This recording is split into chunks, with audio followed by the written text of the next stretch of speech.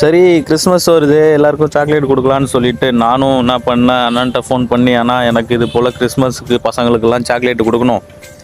நீங்கள் என்ன பண்ணுவீங்களோ ஏது பண்ணுவீங்களோ எனக்கு தெரியாது. கிறிஸ்மஸ் விஷ் பண்ணுற போலையும் இருக்கணும், சாக்லேட்டு கொடுத்த மாதிரி இருக்கணும்ண்ணா.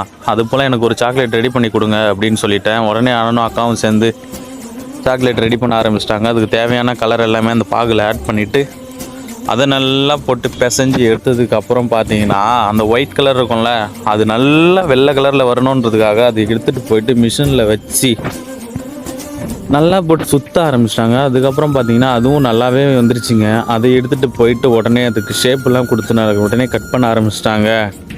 அப்புறம் பார்த்தீங்கன்னா லெட்டர்ஸ்லாம் கட் பண்ணி முடிச்சதுக்கப்புறம் எல்லாத்தையுமே சேர்த்து வச்சு அதுக்கு மேலே அந்த ஒயிட்டு ஃபுல் அண்ட் ஃபுல்லாகவே வச்சு அப்புறம் என்ன பண்ணுறாங்க, உருட்டி எடுத்துக்கிட்டாங்க.